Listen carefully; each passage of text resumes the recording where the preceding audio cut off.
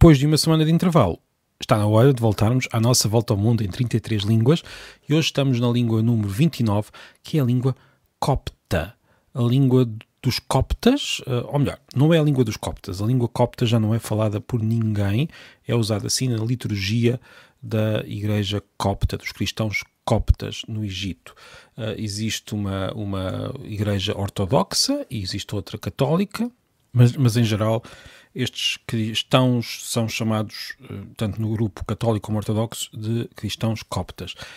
E claro que neste caso eu quero falar da língua. Esta língua é usada por estes cristãos na liturgia, mas já não é falada como língua nativa por ninguém. Portanto, no fundo, é uma espécie de latim para estes cristãos. Mas que língua é esta? Bem, não é nada mais, nada menos que a evolução particular da língua egípcia, a língua falada no Antigo Egito, a língua que era escrita, ou melhor, que estava por trás dos hieróglifos. Os hieróglifos eram um sistema de escrita para representar a língua egípcia, que continuou a ser falada até pelo menos ao século XVIII.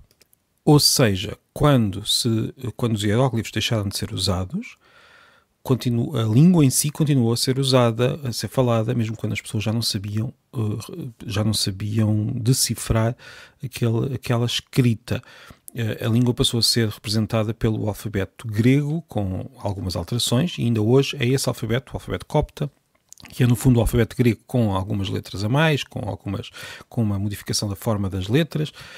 Este alfabeto é hoje usado também na liturgia copta. É curioso que quando nós falamos dos sistemas de escrita, esquecemos muitas vezes de referir as línguas que eles representam ou começaram por representar. No caso dos hieróglifos foi de facto o egípcio. No caso, por exemplo, da escrita cuneiforme começou por ser o sumério, mas rapidamente passou a ser também o acádio, outra língua, e muitas outras línguas ali à volta. Os sistemas de escrita começam em geral por representar uma língua, mas depois rapidamente passam ou podem ser copiados para representar outras. Isto aconteceu com muitos sistemas de escrita. Basta pensar que o sistema de escrita chinês também foi adotado, por exemplo, pelo japonês, que é uma língua muito, muito diferente do chinês.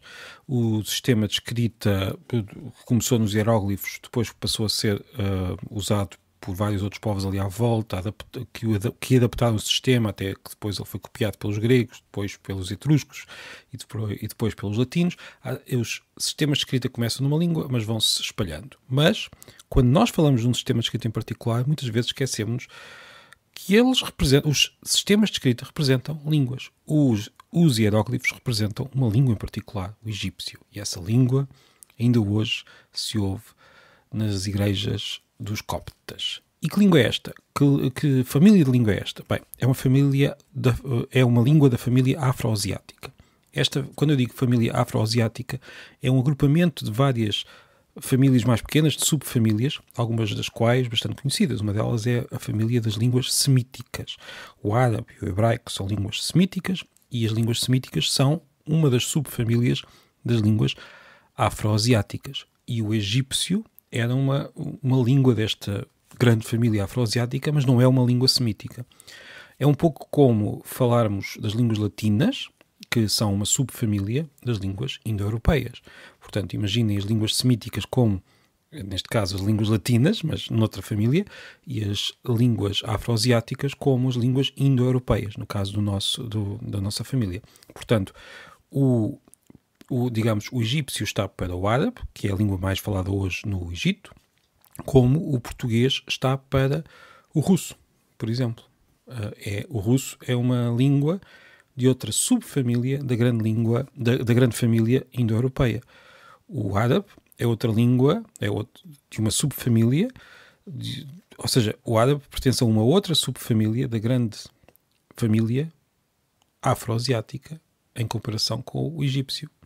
Não sei se isto ficou claro ou não, mas pronto. Ou seja, há alguma ligação entre o árabe e o egípcio, tal como há alguma ligação entre o português e o russo, ou o português e o persa, ou o português e as línguas célticas, mas é uma ligação relativamente distante.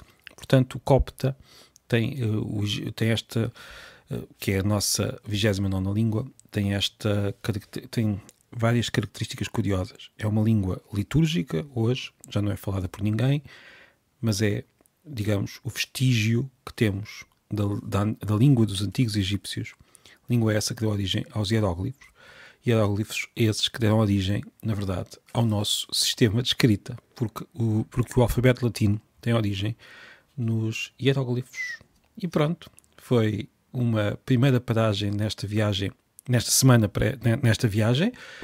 Amanhã há mais. Em princípio vamos continuar a nossa viagem de volta ao mundo, mas a língua que vem amanhã é uma língua de que falei hoje, uma língua que teve muita importância para a história da nossa própria língua portuguesa, mas não vou dizer qual é que é, embora não seja muito difícil de adivinhar qual é. Então, até amanhã.